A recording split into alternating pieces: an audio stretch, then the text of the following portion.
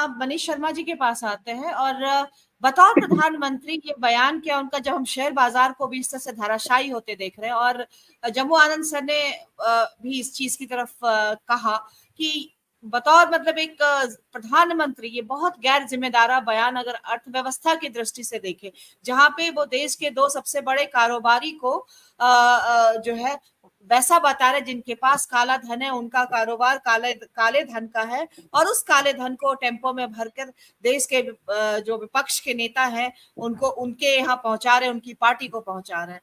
तो बतौर प्रधानमंत्री इस बयान को एक बहुत ही गैर जिम्मेदार बयान की तरह से देखा जाएगा क्या, और इसका असर देश के अर्थव्यवस्था पर, कारोबार पर क्या पड़ेगा? हालांकि जो शुरुआत में दिख रहा है पिछले इस हफ्ते से ही मतलब कि शेयर बाजार बुरी तरह से धाराशायी है। देखिए, मेरी आवाज आ रही है ना? हाँ बिल्कुल, मेरी आवाज जा रही है ना? बिल्कुल बिल्कुल। देखिए, एक तो मैं ये कहना चाह रहा था कि ये जो मुद्दा अभी फिर इन्होंने, प्रधानमंत्री ने खास करके अडानी अंबानी का उठाया है, ये उनका पसंदीदा विषय नहीं है या उनका चयन किया हुआ विषय नहीं है। ये उनकी पिच भी नहीं है जिसपे वो बात करना चाहेंगे। ये उनको इस तरह के रिस्क जोन में जाना पड़ा है, और आप अगर ध्यान दें तो ये रिस्क उनको कई बार उठानी पड़ी है। अगर आप देखेंगे कि संविधान उनका कोई पसंदीदा विषय नहीं है जिसपे उनको अपने हर भाषण में उसके रक्षा की बात करनी पड़ रही है, कहना पड़ रहा है कि डॉक्टर अंबेडकर भी आ जाए तब भी जो है संविधान को कोई बदल नहीं सकता है। या उनको आप ध्यान दीजिए कि उनको आरक्षण उनका प्रिय विषय नहीं है, उनका पसंदीदा पिच नहीं है, वो इस पे बात नहीं करना चाहेंगे। बिहार का आप, लालू जी ने जिस तरह से भागवत के बयान के बाद बिहार का जो चुनाव हुआ था, तो आरक्षण उनका पसंदीदा विषय नहीं है। ये उनको इस दौर में इन सब चीजों पे बात करनी पड़ रही है, और ये बात इसलिए करनी पड़ रही है कि तीसरे चरण के चुनाव के आते आते एक ट्रेंड जो है, एक पैटर्न सेट हो गया है कि इस चुनाव में जिस तरह का वोटिंग का प्रतिशत लगातार तीसरे चरण में भी आप देखेंगे कि 19 के मुकाबले उसमें भारी गिरावट है, और वो गिरावट लगातार जारी है। तो कुछ चीजें तय हो गई हैं। एक तो ये तय हो गया है कि इस बार कोई मोदी लहर जैसी चीज नहीं रह गई, कोई इस तरह का लहर जैसा कोई इस तरह का फैक्टर नहीं काम कर रहा है। ये चुनाव आम चुनाव में तब्दील होता जा रहा है, और जब आम चुनाव में तब्दील होता जा रहा है तो बीजेपी का कोई बीजेपी बराबर कोशिश कर रही है, लेकिन उसका कोई केंद्रीय नैरेटिव नहीं बना पा रही। आपने ध्यान दिया होगा कि 2014 का चुनाव जो था, उस चुनाव में आप देखेंगे कि केंद्रीय एजेंडा था, करप्शन का बहुत परसेप्शन पूरे देश में बना हुआ था, करप्शन को लेकर के वो चुनाव, और उसके चैंपियन मोदी जी थे उस दौर में भी अगर आप देखेंगे। या 2019 के चुनाव को अगर आप देखें तो उस चुनाव में भी आप देखेंगे कि वो पुलवामा और बालाकोट एक राष्ट्रवादी उन्माद, आप देखेंगे कि वो बना था, उस चुनाव का सेंट्रल एजेंडा बना था, और उसके भी चैंपियन मोदी जी थे। और 2024 में आपने ध्यान दिया होगा, एक कोशिश थी कि राम मंदिर को कैसे जो है इस चुनाव का केंद्रीय नैरेटिव बना दिया जाए, उसके उद्घाटन को कैसे केंद्रीय नैरेटिव बना दिया जाए। और आपने देखा होगा कितनी भव्यता से उस राम मंदिर का उद्घाटन किया गया, पूरे देश को भगवा झंडे से पाट दिया गया। 26 जनवरी भी उसके सामने जो गणतंत्र दिवस भी उसके सामने आप देखेंगे कि फीका पड़ता हुआ नजर आया। लेकिन हम ये देखें कि इसके बाद वो मुद्दा इस चुनाव में, चूंकि कोई मोदी फैक्टर नहीं है इस समय, कोई इस तरह का लहर जैसी कोई चीज नहीं है, तो वो मुद्दा आप देखेंगे कि कुछ दिनों के अंदर ही पूरे दृश्य से गायब हो गया। और आप देखेंगे कि उनके नफरती जितनी उसके बाद भाषण है, ये जो घुसपैठिया है, ये जो हिंदुओं का धन लूटने वाला है, या ये जो ज्यादा बच्चा पैदा करने वाले हैं, ये जो नफरती भाषण है, इसका प्रक्षेपण क्षमता बहुत कमजोर हो गई, ये कहीं जा ही नहीं रहा इस तरह का। तो एक आप देखेंगे कि सिचुएशन ऐसी आ गई है कि विपक्ष के ही एजेंडे पे लगातार बात करना पड़ रहा है, जनता के ही एजेंडे पे लगातार बात करना पड़ रहा है। ये जरूर उसमें वो कोशिश कर रहे हैं कि उसमें भी कैसे कोई सांप्रदायिक पुट निकाल लिया जाए। अगर आप ध्यान दें तो संविधान पे बात करते हुए भी वो बात कर रहे हैं कि इनको अगर मिल गया तो ये मंदिर का ताला बंद करवा देंगे। या आरक्षण पे बात करते हुए वो बात कर रहे हैं कि अगर ये आरक्षण दिया तो ये मुसलमानों को आरक्षण दे देंगे, उनको देना चाहते हैं। तो ये जो इनके सामने संकट ये है कि ये चुनाव अब मोदी जी के हाथ से निकल रहा है, और ये बहुत मुश्किल हमको लग रहा है कि ये इस बार इनके सामने 400 पार का लक्ष्य तो आप समझ लीजिए कि वो मजाक का विषय बन गया है। पहले डर का विषय बना और वो डर भी काम किया नीचे तक कि वो 400 अगर ये पा जाएंगे। उनके सांसदों ने वो डर पैदा किया था शुरू में कि वो संविधान बदल देंगे, ये आरक्षण को खत्म कर देंगे। ये चला गया, ये नीचे चला गया। लेकिन अब वो धीरे धीरे आप देखेंगे कि तीसरे चरण के बाद ये मुद्दा मजाक का विषय में तब्दील हो गया है। और इसलिए मैं ये कहना चाहता हूं कि ये अडानी और अंबानी का जो मसला है वो उनके खिलाफ वाला मसला नहीं है, या अडानी अंबानी मोदी से कोई बहुत दूर हो रहे हैं, ये मसला नहीं है। ये इलेक्टोरल बॉन्ड का जो मसला है, ये अब धीरे धीरे बौद्धिक विमर्श से नीचे उतरते हुए जनता के बीच में जाने लगा। ये करप्शन जो मसला है, मोदी जी भी करप्ट हैं, मोदी जी ने भी इतने बड़े बड़े इस तरह की चीजें की हैं।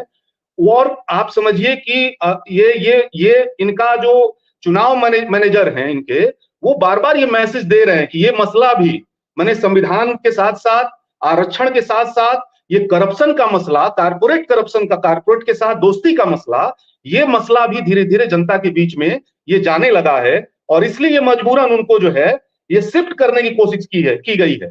लेकिन हम समझते हैं कि ये विपक्ष को एक बड़ा एक मौका भी उन्होंने दिया है, क्योंकि अडानी जी से वो जो उनका रिश्ता है वो बहुत, गुजरात से जो यात्रा शुरू होती है वो दिल्ली तक की, रेसा रेसा जुड़ा हुआ है मोदी जी के साथ। और अगर ये चैप्टर खुल गया अगले चरणों में, ये विपक्ष के ऊपर है कि वो इसे किस रूप में लेता है। अगर ये चैप्टर खुल गया तो हम समझते हैं कि बीजेपी के लिए बहुत मुश्किल होने वाली है आने वाले समय में। जी, ये इतना बड़ा है कि आज अडानी जो अडानी है वो इसी वजह से है क्योंकि इसके पीछे पीएम का हाथ है, या भाजपा और मोदी का गुजरात के दिनों से लेकर अब तक हाथ रहा है लगातार। तो ये, लेकिन एक सवाल रह गया मनीष जी, वो ये कि इसका अर्थव्यवस्था पर क्या इस बयान का असर पड़ेगा? देखिए अभी देखिए इसमें मेरा बस इसमें इतना कहना है कि अभी इसका अर्थव्यवस्था को केंद्रित करके कोई भी चीज तय नहीं होने वाली। ये 4 जून के बाद तय होना है। असल में ये अभी कुछ परसेप्शन बनाए जा सकते हैं, कुछ कल्पनाएं की जा सकती हैं, कुछ सोचा जा सकता है कि चीजें किस दिशा में बढ़ रही हैं। लेकिन अल्टीमेटली इस पे जो फाइनल बात अर्थव्यवस्था से लेकर के और तमाम विषयों पे, ये 4 जून के बाद ही इस दिशा में कोई बात ठीक ठीक सोची जा सकती है, ठीक ठीक उस दिशा में चीजें बढ़ सकती हैं। ये अभी केवल एक आप इस पे कयास लगा सकते हैं, इस पे बातचीत कर सकते हैं। समय से ज्यादा हो रहा है। मनीष शर्मा जी के पास आते हैं। कई टिप्पणियां जैसे आई है उसमें एक बात होती है कि हाँ वो अडानी अंबानी जो है वो मेकर साबित होंगे।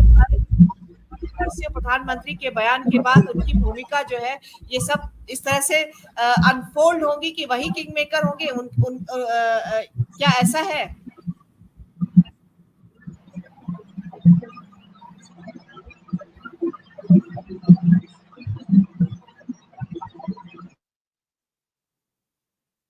मनीष जी आप अनम्यूट करिए।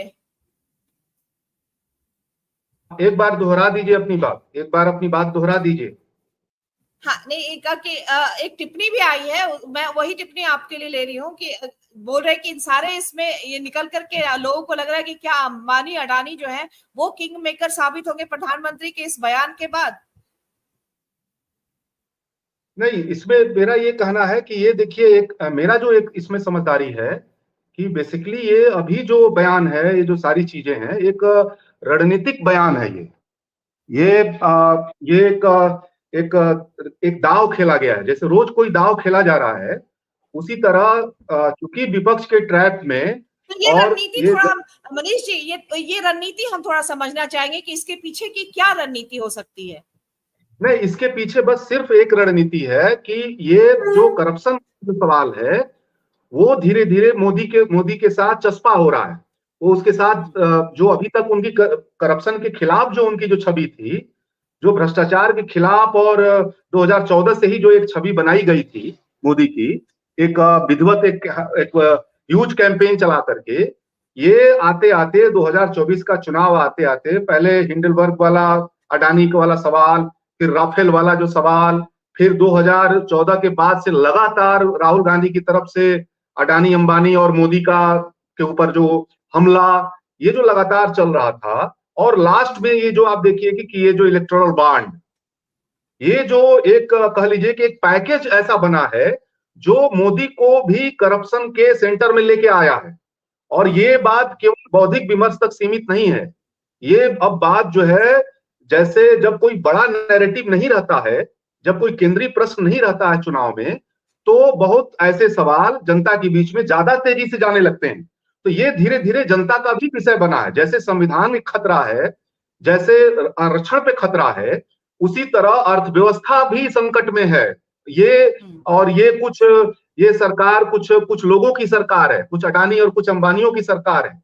ये जो पूरा एक परसेप्शन बना है इस चुनाव में, जो कह लीजिए कि जनता का नैरेटिव है, जो केंद्रीयता में आ गया है, विपक्ष के कमजोरियों के बावजूद जो है ये नैरेटिव सेंटर में आ गया है, और इसलिए मोदी जी को ये रिस्क जोन में जाना पड़ा है, इस पे बोलना पड़ा है, रणनीतिक रूप से एक दाव खेलना पड़ा है कि इसको शिफ्ट किया जाए, इसको भी कांग्रेस की तरफ, इसको शिफ्ट किया जाए राहुल गांधी की तरफ, और इसको शिफ्ट किया जाए जो है उस दिशा में।